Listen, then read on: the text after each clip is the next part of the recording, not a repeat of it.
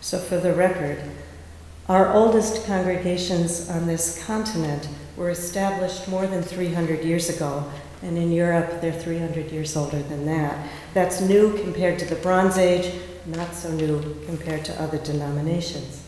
And it is true that the earliest organized expressions of Unitarianism and Universalism were a certain kind of acting out.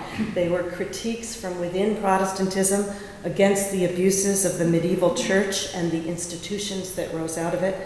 Early Universalists and Unitarians were radical Christians, and they set out to offer or proclaim an alternative to superstitious religion, to dogmatic religion, to religion made dull and deadened by rote ritual, made dangerous by shame and the doctrine of unforgivable sin, religion that silenced the brilliance of the human mind, that hated the wild passions of the human body, religion corrupted by power and in cahoots with imperialism, dependent on fear and sometimes often on terror. And it's fair to say, we still act out against all of that. But those early visionaries, many of whom gave their lives for their free faith, did not for the most part intend to start up a new alternative thing, a new religion.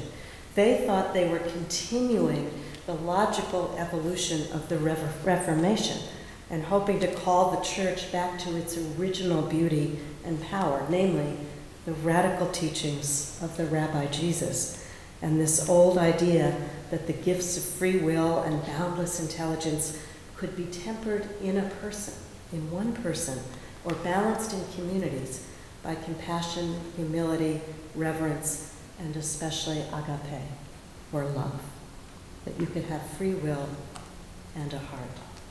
We shall love one another as we are beloved by God, said the Universalists, boundlessly and without precondition. And so our movement was not then, and it isn't now, an alternative to conventional religions. It was, and it is still, like all sacred paths, an alternative to secular materialism and to commercialism and consumerism. It's an alternative to militarism and hypocrisy and shallow greed. And it sings songs of hope in the face of despair, love songs that are not sentimental or silly, but deliberate and potent in the face of hatred, songs of wonder and gratitude. Even though our lives are short and often difficult and littered with loss, we sing hymns to beauty and songs of the soul. And in all of this, like every tradition at its best, we're doing nothing new.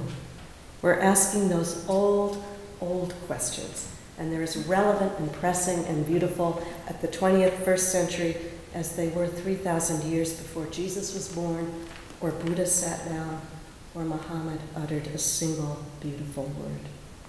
What is holy for you? What do you love? What do you fear? Where is your trust? What is your place in the midst of 1,000 stars? What is the purpose of the days you are given? In the novel The Life of Pi, writer Jan Martel conjures an unlikely hero. Pi is a young Indian boy who is unusual, not only because he spends most of the book alone in the middle of the Pacific Ocean, adrift on a lifeboat with a full-grown tiger, whom he christens Richard Parker, and who sleeps ominously most of the time in the bow. That's not what makes him unusual. Pi is unusual because of his deep interest in religion, even as a little child. At one point before the shipwreck, he resolves to become a devout Christian and a faithful Muslim and a practicing Hindu all at once. And it doesn't work out. His priest and his imam and his guru, in fact, end up in an awful and bitter brawl, physical brawl. So it doesn't work out so well, but it does serve him well on the lifeboat later on. And he describes how he survived on the lonely, salty sea. I practiced religious rituals that I adapted to the circumstances. Solitary masses without priests or consecrated communion host, darshans without murtis, acts of devotion to Allah without knowing where Mecca was and getting my Arabic all wrong. They brought me comfort, that is certain. But it was hard. Oh, it was hard. Faith in God is an opening up, a letting go, a deep trust, a free act of love. But sometimes it was so hard to love. Sometimes my heart was sinking so fast with anger, desolation, and weariness, I was afraid it would sink to the very bottom of the Pacific, and I would not be able to lift it back up. And the genius of this book for me is that I found myself thinking I knew how Pi felt, which is strange, ridiculous, since I've never been shipwrecked on the ocean with a tiger. But something felt analogous, as if we're all adrift in fragile boats, lonely in the salty water. There are many tigers crouching in the corners of this life. He goes on, at such moments I tried to elevate myself. I would touch the turban I'd made with remnants of my shirt, and I would say aloud, this is God's hat. I would pat my pants and say aloud, this is God's attire. I would point to Richard Parker and say aloud, this is God's cap. I would point to the lifeboat and say aloud, this is God's ark. And I would spread my hands wide and say out loud, these are God's wide acres. And I would point to the sky and say, this is God's ear. And in this way, I would remind myself of creation and my place in it. But God's hat was always unraveling. God's pants were falling apart. God's cap was a constant danger. God's ark was a jail. God's wide acres were slowly killing me, and God's ear never seems to be listening. Despair was a heavy blackness that let no light in or out. It was a hell beyond expression. I'm thankful it always passed. A school of fish appeared around the net, or a knot cried out to be reknotted. He was saved, in other words, by ordinary blessings and ordinary daily work, just as we so often are. Or I thought of my family, of how they were spared this terrible agony, and then in gratitude, the blackness would stir and eventually go away, and God would remain a shining point of light in my heart.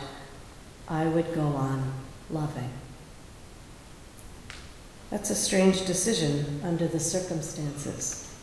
What an extraordinary, ordinary choice, one that every person in this room has made many times in the course of your life so far, maybe not in such dire conditions as these, maybe in conditions that have been in their own way worse.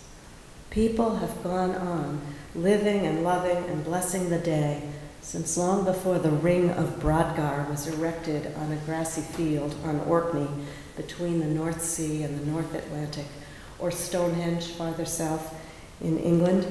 That's where I spent my birthday in February, a haunted place where age is truly relative, in a good and gentle setting to take the curve, the wide curve around 50, the more than halfway mark, and think about mortality and mystery, and whether we were going to find a sheltered place from the wind to eat our lunch, and whether the sheep who have guarded those stones all this time will eat out of your hand if you give them bread and apples, all the questions that people there have wondered all this time. And no one knows any longer. The memory has faded. But I believe that such places were made precisely to celebrate the miracle of life and love, the miraculous way that people keep on choosing life and love against so many odds. They were built, I think, to consecrate the brief cycles of little lives that are held within the great cycles of the moon and the sun and the stars and the ocean and time, and to bless the earth we stand on, which is what the stuff we're made of. It's exactly why this house was erected. First by the Methodists, added on by us. It's why we're here, to consecrate the brief cycles of our lives within the cycles of mystery, so that we might have a place safely to sing our awe, to bless our ordinary, extraordinary days of life and love and death, and the larger love that transcends our understanding. Here we bring the babies in, we bring in our beloved dead, We bring in politics and God and questions and music, and it makes us mindful always that we're adrift in the same boat.